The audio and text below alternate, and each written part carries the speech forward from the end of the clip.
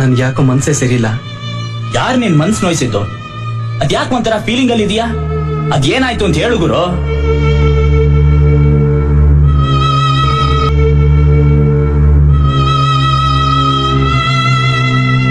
ನೀವು ಕಾಲೇಜ್ಗೆ ಹೋಗಿ ಎದುರಿಸಿದ್ರಲ್ಲ, ಆ ಹುಡುಗಿ ಆತ್ಮಹತ್ಯೆ ಮಾಡ್ಕೊಂಡ್ಬಿಟ್ಟಿದ್ದಾಳೆ.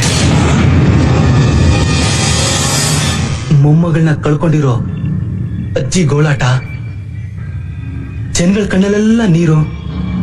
ಅವಳು ಬರ್ದಿರೋ ಪತ್ರ ನೋಡಿದ್ರೆ ನನ್ನೆದೆ ನನ್ಗೆ ಭಾರವಾಗುತ್ತೆ ಕಣ್ರೋ. ಹೆಸರು ಕೇಳಿ ಆತ್ಮಹತ್ಯೆ ಮಾಡ್ಕೊಂಡ್ಲು ಅಂತಂದ್ರೆ ಅಬ್ಬಬ್ಬಾ, ನನ್ ಮೇಲೆ ನನ್ಗೆ ಅಸಹ್ಯವಾಗುತ್ತೆ. ನಮ್ ಡೀಲಿಂಗ್ಗೆ ಬೇರೆ ಕಣ್ರೋ. ನಮ್ಗೆ ಯಾಕೆ ಈ ಪ್ರೀತಿ ಪ್ರೇಮದ ನಾಟಕ ಇಲ್ಲ?